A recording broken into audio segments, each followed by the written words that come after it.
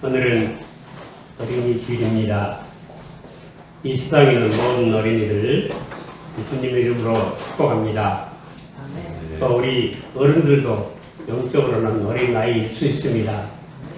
어린 나이처럼 겸손한 마음을 가졌다면 오늘도 우리 하나님께서 우리에게 복을 내려 주실 줄로 믿습니다. 오늘 본문 말씀 제 생각에는 여러분들이 모두 암송하고 있어야 옳다고 생각을 합니다. 오늘 이 어린이 주일을 맞이해서 참으로 제 마음에 좀 안타까운 점이 있습니다. 뭐냐면 지금 많은 우리 청년들이 가정을 이루지 못하고 있어서 자녀들이 없어 지금 걱정입니다. 세상이 어떻게 되려는지. 이슬람 사람들은 여러 명 아내를 얻어가지고 수많은 자식들을 낳아서 이슬람 인구는 점점 늘어나고 있는데 우리 기독교는 그렇지 못하고 있는 것 같습니다. 하나님 뜻은 아닐 줄 압니다. 이것은 무엇을 의미하느냐? 말세가 다 되었다 하는 의미인 것 같습니다. 이 말세를 당하는 우리 어린이들, 특별히 우리 하나님께서 특별한 가호와 축복을 해주시길 줄로 믿습니다. 오늘 우리 이 본문 말씀 가운데서 우리 모든 자녀들은 다 11절처럼 되기를 바랍니다. 우리 11절 말씀 다같이 공독해 보십니다. 우리 아들들은 그러다가 정성한 나무 같으며 우리 딸들은 긍정의 식양들어 하는 밖에 나눈 모퉁이 돌과 같으며 습니다. 그리고 우리 가정은 모두 13절, 14절 갖기를 원합니다. 또 13절, 14절 공독해 보십니다. 우리의 복가는 백복이 가득하며 우리의 양은 그래서 천천과 만만으로 번성하며 우리의 수소는 무겁게 실었으며 우리는 우리를 침노하는 일이나 우리가 나아가 막는 일이 없으며 우리 거리에는 슬피 부르짖음이 없을진데. 우리 가정마다 이런 복을 누리시고 번성의 축복, 충만한 축복을 모두 가정마다 이루시길 바랍니다. 그 비결은 무엇인가? 그것은 15절에 기록되어 있습니다. 또 공독해 보십니다. 이러한 백성은 복이 있나니 여호와를 자기 하나님으로 삼는 백성은 이렇게 복이 있도다. 여러분, 우리 여호와는 어떤 하나님이라고 그러셨죠? 제가 여호와는 어떤 하나님이요? 삼위일체 하나님이요. 있습니까? 여호와는 누구시라고요? 삼위일체 하나님.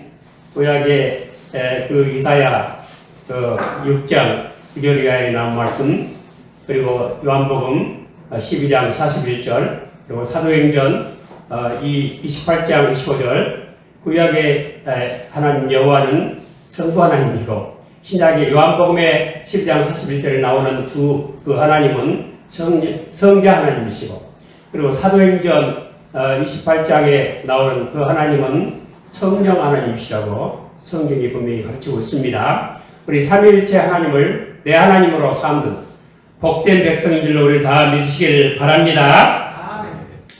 그러면 여호와를 자기 하나님으로 삼는 자녀는 과연 어떤 자녀인가? 이것을 먼저 선고해 봅니다. 우리 여호와를 자기 하나님으로 삼는 그 자녀들은 하나님의 축복을 받아서 태어난 자녀들인 줄로 다 믿으시길 바랍니다. 창세기 1장 18절에 하나님이 그들에게 복을 주시며 그들에게 이르시되 생육하고 번성하여 땅에 충만하라. 땅을 정복하라. 바다의 고기와 공중의 새와 땅에 움직이는 모든 생물을 다스리라 하시니라. 하나님이 우리 자녀들 이미 복을 주셔서 태어나게 하셨습니다. 그러므로 우리는 이 여러분들의 자녀들은 이 세상에 하나님 주신 축복 가운데 태어났을 뿐 아니라 큰 권세를 가지고 태어났습니다. 생육하고 번성하고 땅을 정복하고 세상에 있는 모든 움직인 것을 다스리는 통치권까지 함께 가지고 태어난 자녀들임을 확실히 믿으시기를 바랍니다. 이것은 우리 모두 믿음 안에 있는 자들 복으로 처음부터 주어진 특권입니다. 이런 복을 우리 다 확신하시고 우리 자녀들을 복받은 자녀로 그렇게 하시기 바랍니다. 두 번째로 우리 자녀들은 하나님의 백성으로 태어난 자녀임을 다 믿으시기 바랍니다. 창세기 1장 18절은 타락하기 이전이고 그 생육하고 번성하는 자녀들은 다 하나님 나라의 시민을 의미하는 것 외에 다른 존재를 전혀 고려하지 않은 그런 말씀입니다. 바로 하나님의 백성입니다. 하나님께서 세상을 창조하신 것은 지상에 하나님 나라를 수립하시려는 목적으로 창조하셨습니다. 그리고 세상에 태어난 모든 사람들은 바로 하나님의 백성으로 태어나게 하신 것입니다. 그러므로 우리 하나님의 모든 자녀들, 우리 교회의 모든 자녀들은 하나님 나라 백성인 것을 확실히 믿으시고 하나님 나라 백성 외에 다른 존재로 전혀 생각하지 마시길 바랍니다. 물론 이 말씀 타락하기 전에 주어졌습니다. 우리 이 하나님의 자녀는 어떤 하나님 나라 시민은 어떤 사람입니까? 제가 그런 이렇게 네 가지로 사람을 분류를 했었죠. 이 사람의 상태, 네 가지 상태, 그 완전한 상태, 타락 상태, 그 다음에 은혜 상태, 그리고 영광의 상태라 그렇습니다. 완전한 상태는 타락하기 전에 아담 상태를 말합니다. 완전한 인간입니다. 그러나 이 금과를 먹음으로 말미암아 타락해서 타락 상태에 빠졌고 아담을 둘러싸고 있는 모든 세상은 저주 아래에 떨어지고 그 가운데 고통하며 씨름하면서 죽을 때까지 이 고통을 겪다가 흙으로 돌아갈 수밖에 없게 되었습니다. 그러나 우리는 주 예수 그리스도를 믿음으로 말미암아 은혜의 상태로 들어갔습니다. 우리 모든 허물과 죄는 예수님에게 모두 돌려졌고 우리 예수님 때문에 아담보다 더 훌륭한 상태로 돌아갔습니다. 루터 파이슬은 우리가 예수 믿고 구원받으면 그 아담 범죄하기 전의 아담 상태로 돌아갈 것이라고 가르칩니다. 우리는 성경은 그렇게 가르치지 않습니다. 왜냐하면 아담 타락하기 전의 아담은 아직도 범죄할 가능성이 있고 오류에 빠질 가능성도 있고 죽을 가능성도 있었습니다. 그러나 예수 그리스도 안에서 은혜의 상태에 있는 사람은 앞으로 영광의 상태로 올라가게 되고 그때는 죄를 범할 가능성이 없어지고 오류를 범할 가능성도 없어지고 완전히 의롭게 되고 완전히 영광의 상태로 들어가고 죽을 수도 없게 되는 것입니다.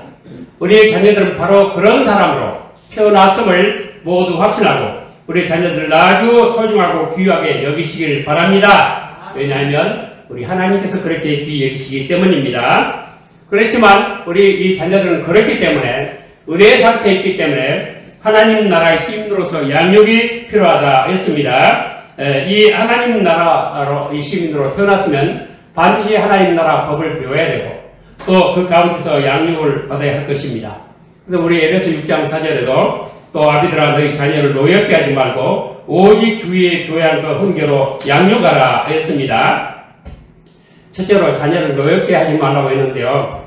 어떨 때 우리 자녀들이 노여워할까요? 불합리한 것을 강요할 때 노여워하겠죠. 이치에 말도 안 되는 소리를 하는 거예요. 그리고 또 자녀들의 특성을 무시할 때 나는 이게 좋은데 내 특성은 이건데 꼭 저것을 강조를 해. 너는 꼭 이것을 해야 한다. 그럴 때 노여워하겠죠. 그리고 기계적인 복종을 강요할 때 노여워할 것입니다. 우리는 그렇게 하지 마시고 주의 교양과 훈계로 양육을 하시길 바랍니다. 그럼 이 자녀들의 훈육에 대해서 M. 스카텍이라는 분이 이런 말을 했어요. 우리 자녀들의 훈육은 네 가지로 해라. 어떻게 하느냐. 첫째는 이 즐거움 미루기. 첫째, 자녀들 훈육에 대한 첫 번째 조건은 즐거움 미루기예요. 이 즐거움 미루기란 뭐냐면 즐거움과 고통 사이에 순서를 정하기다. 먼저 즐거움을 누리기 전에 고통을 겪어보고 고통을 체험을 하고 고통 가운데서 좀 신음도 해보고 그리고 고통을 극복한 이후에 오는 즐거움이 진정한 즐거움이다. 그리고 가장 품 있는 인생을 그렇게 해서 만들어진 것이다. 그런 가르침을 주었습니다. 그래서 우리는 우리 자녀들이 즐거움을 미루는 것 훈련을 좀 시키는 게 좋겠죠. 그럼 우리 학생들 지금 열심히 공부하는 거 놀 시간에 놀지 않고 이 즐거움을 미루고 고통을 당하고 있습니다. 잠도 못 자고 고통을 하고 있죠. 그것은 더 큰 즐거움을 누리고 더 품 있는 삶을 살기 위해서 겪어야 되는 그런 고통입니다. 그래서 첫 번째 무엇을 미루기예요? 즐거움 미루기입니다. 두 번째는 책임지기. 책임을 지는 사람으로 만들어라. 우리 사람이 태어나서 책임을 질 줄 모르면 금방 말을 내놓고 뒤집어 버리면 그래서 뭐가 같으냐면요. 무정란과 같아요. 무정란.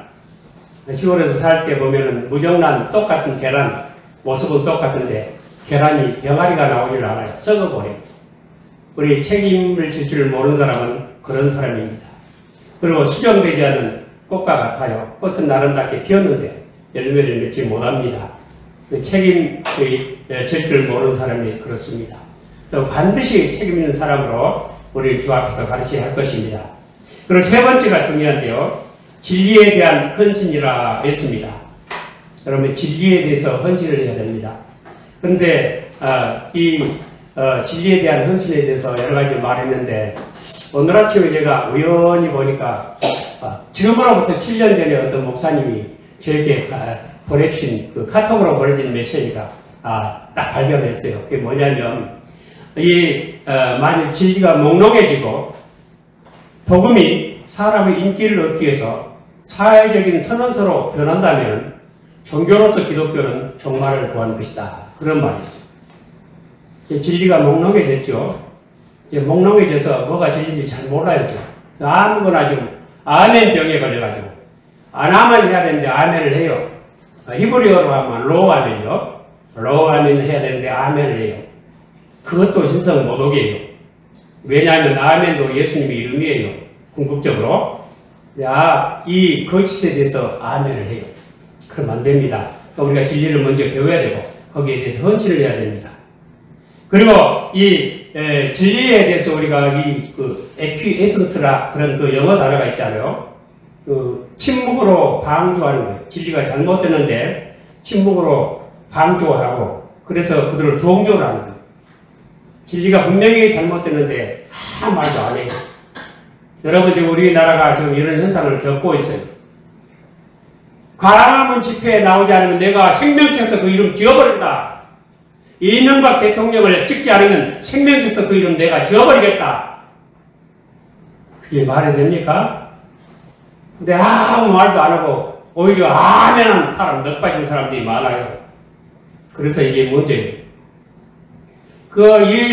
이런 거짓된 교리에 대해서, 그리고 이 타락에 대해서, 오염에 대해서, 부패에 대해서 침묵하는 건 동조로서, 침묵을 함으로써 동조하는 거예요. 도와주는 거예요. 이것은 부패 자체보다 더 나쁘다 그랬어요. 그래서 우리가 거짓된 것에 대해서는 당당하게 발을 나고 아니다고 말해야 됩니다. 저도 가만 생각해 보니까 우리 노예나 총에서 감히 그럴 주제도 못 되는데 그건 아닙니다. 그런 말을 혹한 것 같아요. 그렇게 작은 것이 아닙니다 하고 거기에 대해서 성실하게 하고 엄격하게 하는 것은 마음이 까다로워서 그런 게 아니고 사랑의 마음 때문이다. 또 누가 그렇게 가르쳤어요. 페넬롬이라고 하는 분이 그런 말을 했어요. 지극히 작은 것에 성실하고 엄격하게 하는 것은 마음이 까다로워서 그런 게 아니고 사랑의 마음 때문이다. 무엇을 사랑합니까? 하나님의 진리를 사랑합니다.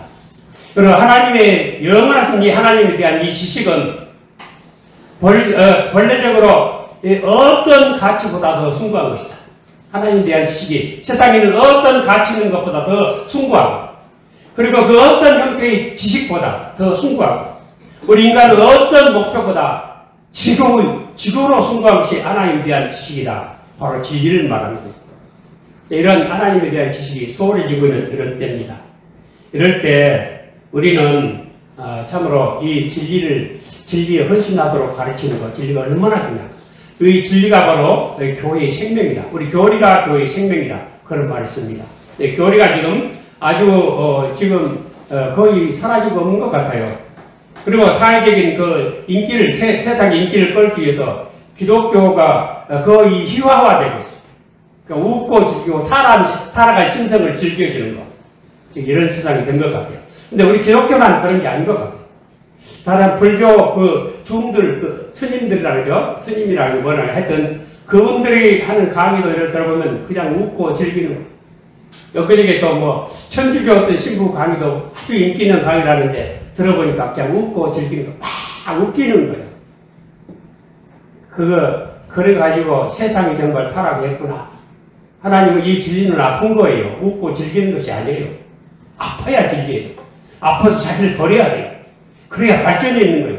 그래서 나를 깨고 다른 무엇에 대한, 더 큰 것에 대한 사랑으로 들어가는 거예요. 이것이 진정한 행복이에요. 이런 세상에 이렇게 되어 있습니다. 우리 자녀들을 그렇기 때문에 가장 중요한 것, 이 진리에 대한 헌신을 가르쳐야 됩니다. 그리고 무엇보다도 하나님에 대한 지식이 가장 고상한 지식이다. 사도 바울이 그랬죠. 사도 바울이 다른 모든 고상한 것 다 배설물로 여긴다. 이제 사도 바울이 배설물로 여긴 게 보통 시시한 것들이 아니에요. 철저한 자기의, 정당함, 자기 올바름, 율법에 합당한 삶, 아주 확실하게 남보다 모범이 된 그런 삶 다 버려버렸다는 거예요. 예수 그리스도를 아는 이 지식의 고상함 때문에 그랬다는 거예요. 우리는 그렇게 하지 않고 사도 바울이 지금 배설물로 버려버린 것을 가지고 자랑을 삼는 아주 엄한한 부패한 시대가 되고 말았습니다. 그래서 진리를 잘 가르쳐야 되겠습니다. 그리고 네 번째는 뭐냐면 균형 잡기. 이 균형 잡기란 말이 제가 생각할 때는 그래, 물론 그분이 이것에 대한 상세한 설명을 제가 못 들어봤는데 제 생각은 그래요. 여러분 지금 우리가 이 에베소 6장에 보면 자녀들아 내 부모를 주 안에서 공경하라. 이것이 어른이라 이것이 약속은 첫 계명이니 이런 내가 땅에서 장수하고 잘 될 것이라고 말씀하셨죠. 그런데 그 말씀이 사실은 그 사도행전 에베소 5장 18절 이하에서 나온 말씀입니다. 성령 충만, 술 취하지 말고 성령 충만을 받으라. 여기서 시작되는 말씀입니다. 성령 충만을 받은 사람들은 모든 삶의 균형을 잡는 것입니다. 이것이 성령 충만이에요. 여러분 잘 기억하세요. 성령 충만을 받으라. 그 다음에 무슨 말씀 하셨습니까? 부부 관계에 대한 말씀. 부부 관계에 대해서 균형을 잡아요. 그래서 남편은 아내를 사랑하고 아내는 남편에게 복종을 해요. 그런데 이 복종과 사랑이 서로 다른 게 아니에요. 남편은 사랑이라는 이름으로 아내에게 복종을 하고 아내는 복종이라는 이름으로 남편을 사랑하는 뜻이에요. 다른 게 아니에요. 하나예요. 이렇게 균형을 잡고 있어요. 그리고 그 다음에 성령 충만 받아라. 그 다음이 뭐냐면 이 부자 간의 관계예요. 부자 간의 관계도 균형을 잡으라. 그래서 이렇게 자녀들은 부모에게 효도를 다하고 한마디. 그리고 부모들은 이 자녀들을 주 안에서 주의 교양과 훈계로 양육하고 노엽게 하지 않도록 하라. 우리 자녀들 노엽게 하면 안 됩니다. 사실 왜냐하면 우리 다음 세대는 우리 세대가 아니에요. 다음 세대에 더 알맞게 자라고 있는 사람들이 우리 자녀들이에요. 우리 그들을 따라가야지. 그들에게 배워야지. 나를 본받으라 할 처지가 아니에요. 물론 나를 본받으라 할 때는 하나밖에 없어요.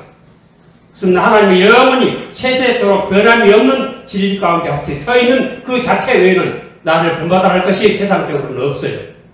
그것을 우리가 명심해야 되겠습니다. 이와 같이 해서 이렇게 주종관계, 그래서 부부관계, 그리고 부자관계, 그리고 또 주종관계, 하여튼 우리가 주께 헌신하듯이 이 종들을 우리 그리스도를 섬기듯이 주인에게 순종하고 잘 섬겨라. 그리고 이 주인은 이 종들을 멸치하지 말고 하늘에도 나의 주인이 계시다는 거 알아라. 균형을 잡으라는 거. 이것이 성령 안에서 행하는 우리 삶이에요. 여러분 성령 충만하니까 그냥 뭐 방언이나 하고 이적이나 하고 신비한 일이나 하고 그것이 기독교 아니에요. 성령 충만의 삶은 균형을 잡는 삶이에요. 그래서 우리 자녀들 양육은 이 네 가지로 합니다. 첫째는 즐거움을 어떻게 해요? 미루기. 뒤로 즐거워해요. 두 번째는 책임지기. 세 번째는 진리의 헌신. 네 번째는 균형 잡기. 그렇습니다. 그리고 이제 우리가 이 어린이 주일을 맞이해서 항상 강조되는 그 한 가지는 우리 부모들은 자녀들에게 모범을 보여야 한다 하는 사실입니다. 근데 우리 사람들은 사실은 이 모범을 받는 것 중에 우리가 모범을 보이는 것 중에서 어떤 의미로 온 세상 사람들이 우리가 모범을 본을 받아야 할 것 딱 한 가지 있어요. 그게 뭘까요? 그것은 하나님을 본받는 거예요. 온 세상 사람이 사실은 아까 우리 조정선의 기도처럼 사람은 하나님의 형상이고 모든 피조세계는 하나님 뭐라고요? 흔적이라고 했죠. 베스티지. 그래서 사실은 이 천지의 마무리 하나님의 형상을 본받고 있어요. 하나님의 형상, 하나님을 본받는 것 중에서 가장 중요한 게 뭔 줄 아세요? 온 세상 사람들이 본받고 있는 거 뭔 줄 아세요? 그것은 여태 동안 힘써 일하고 주의를 지키는 거예요. 그게 하나님 본받는 거예요. 하나님 본받는 건 그렇게 시작하는 거예요. 그래서 안식일이 정해져 있죠. 그래서 안식일이 지금은 뭐 주 5일 근무니 4일 근무니 이런 소리 있지만은 원래는 이렇게 이 요새 동안 일하고 하루 주일을 쉬고 하나님 앞에 거룩하게 하루 종일 지키고 오락을 피하고 다른 데 일을 하지 않고 하나님을 섬기는 거예요. 물론 꼭 필요한 일, 부득이한 일, 그리고 자비에 대한 일은 해도 돼요. 이렇게 해서 우리 이것이 하나님 본받는 일인 것을 잘 가르치기를 바랍니다. 근데 우리가 여기에서 제가 록펠러의 그 신앙생활 10계명이라는 게 있어요. 록펠러 아시죠? 미국의 대부자 록펠러. 뭐 뉴욕시의 수도 시설을 다 해가지고 뉴욕시가 수도세를 뉴욕 시민들 수도세를 안 받겠다는 지금만 받는다고 제가 들은 것 같은데 그런데 일부 건물은 안 받는다고 또 그러더라고요. 록펠러가 다 시설해갖고 안 받는데요. 물론 수도 사업자가 거기 있어가지고 받겠죠 일부는. 그런데 그 록펠러가 어려서부터 훈련을 잘 받았어요, 어머니에게. 근데 이 록펠러가 남긴 신앙생활 10계명이 뭐냐면, 하나님을 친아버지처럼 여겨라. 이 1계명이에요, 록펠러의. 그다음 두 번째로, 목사님을 하나님 다음으로 섬겨라. 세 번째로, 주일 예배는 본교에서 들으라. 왜요? 네 번째는, 아무도 원수로 만들지 말아라. 그리고 다섯 번째는, 오른쪽 주머니를 항상 11조 주머니로 하라. 그 록펠러 전기 읽어보면 그런 게 나오죠. 어렸을 때 어머니가 이 주머니를 두 개를 만들어 줬어요. 한쪽 주머니에는 자기 용돈, 어머니가 좀 용돈 넣고, 오른쪽 주머니는 반드시 11조를 넣었대요. 그래서 이렇게 록펠러가 어려서부터 신앙훈련을 받아가지고 세상에 대부호가 됐잖아요. 자, 어마어마한 부자가 됐어요. 근데 이게 철저하게 11조 시작을 한 거예요. 그런데도 하나님께서, 40몇 살 때인가? 불러가시려고 그랬어요. 그래서 그냥 밥도 못 먹고, 그러니까, 곧 죽게 생겼어요. 근데 하나님 앞에 간절히 기도했더니 하나님께서 생명을 연장시켜 줬는데, 그때 깨달은 게 뭐냐면, 야, 록펠러야, 너 11조만 가지고 안 돼. 그때부터 이 록펠러가 자선사업을 시작하죠. 수많은 자선단체를 만들고 병원을 짓고 학교를 세우고 교회를 짓고 그렇게 해요. 그래서 하나님께서 수명을 더 50여 년을 더 연장시켜가지고 아마 96세까지 살았다죠. 제가 정확히는 모르겠습니다만은 이렇게 하나님 앞에 철저히 11조 생활하고 순종하도록 어머니가 가르치셨어요. 우리 그것도 잘 배울 수 있기를 바랍니다. 그리고 여섯 번째는 아침에 목표를 세우고 기도하고 일곱 번째는 잠전에 들기 전 하루를 반성하고 기도하라. 그리고 여덟 번째, 아침에 꼭 하나님 말씀을 읽으라. 아홉 번째, 남을 도울 수 있으면 힘껏 도우라. 그리고 열 번째, 예배 시간에는 항상 앞자리에 앉아라. 이거예요. 얼마나 중요합니까? 예배 시간에는 항상 앞자리에 앉아라. 은혜를 사모하는 자세죠. 우리 학교에도 앞자리에 앉으면 더 좋죠. 선생님과 가까이 있으니까 딴지 못하죠. 예배 시간도 마찬가지요. 물론 우리가 그 교회 회의할 때는요, 그 회의법에 그런 게 있어요. 회의할 때 회장이 이렇게 사회를 보는데 이제 자기 의견 발표를 하잖아요. 이 의견을 의사 표현을 할 때 똑같이 저요 회장님하고 손을 똑같이 들었어요. 그럼 회장은 누구를 지적을 해야 될까요? 똑같이 손을 들었는데 그 교회 회의법에 나오는데 그때는 맨 뒤에 있는 사람을 지적을 하게 돼 있어요. 아시겠죠? 그러니까 그렇게 소외되어 있는 거예요, 회장으로부터. 그래서 우리 예배 시간에는 됐으면 가장 앞자리에 앉아라. 그런 10계명을 주었습니다. 우리 똑같을 수는 없겠지만 어쨌든 이 좋은 원리들을 따라 배울 수 있기를 바랍니다. 그리고 무엇보다도 하나님 나라 규범을 관심을 가지고 우리가 배워야 하겠습니다. 주의 교양과 훈계로 지금 이렇게 가르치라 하는 거 굉장히 중요합니다. 지금 우리나라가 굉장히 어려운 것은 우리 한국 교회의 죄와 무관하다고 생각하지 않습니다. 과연 하나님을 지금 욕을 하고 하나님을 죽인다고까지 까불지 말라고 이와 같은 망령된 말을 우리 입술에 담고 있는데 거기서 아멘을 합니다.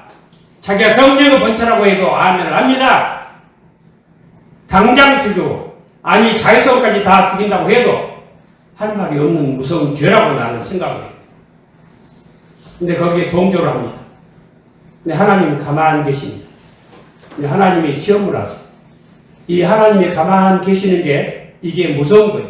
심판하기 직전에 하나님의 상태입니다. 그래 로마서 1장에 그걸 가르치고 있습니다. 로마서 1장 24절에 그러므로 하나님께서 저희를 마음의 정욕대로 더러움에 내어버려두사 저희 몸을 서로 욕되게 하셨으니 그리고 또 한 절을 건너가지고 26절에 이를 인하여 하나님께서 저희를 부끄러운 욕심에 내어버려 두셨으니 부끄러운 욕심에 내어버려 두신대요.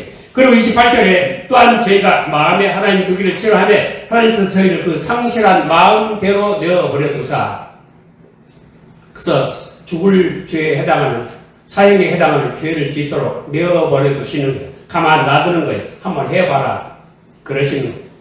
왜 그럴까요? 하나님께서는 무조건 공의에 의해서 심판하십니다. 그것은 무슨 뜻이냐면 증거 없이 심판하지 않는다는 뜻이요. 하나님께서 증거를 지금 세우시려고 심판의 증거를 빈거를 분명히 하시려고 가만히 계시는 거예요. 너희들 알아서 해봐. 너희 신앙의 참된 도를 지키는가 안 지키는가 보자. 가만히 계시는 거예요. 그래서 사람들이 지금 열정주의에 열광주의에 빠지고 자기도주의에 빠져가지고 응? 그런데 그게 노인들이 주라고 그러지 젊은 사람들 나은 거래요. 안 넘어가요. 하나님 나라 교육법을 우리가 똑바로 배워야 되겠습니다. 우리 교회의 생명은 우리 교리에 있다. 우리가 그래서 우리 이 교리를 사랑하고 우리 교리를 우리는 지킵니다. 하나님 말씀 다음으로 이 완벽하게 표준적인 교리를 우리는 그것을 믿고 지킵니다. 그러나 이것이 절대 표준화라고 말하니 표준적이라고는 말하지 않습니다. 표준적인 것은 성경이지 교리가 아니지요. 우리 가장 성경에 가까워서 그것이 표준화됐다고 말하는 그런 교리를 우리 지킵니다. 이런 것들을 우리 자녀들이 잘 가르쳐서 영원토록 하나님께 축복받는 우리 어린이들 다 되도록 오늘 우리 어린이들이 이와 같은 복을 주께서 내려주시기를 오늘 주님 이름으로 축원을 드립니다.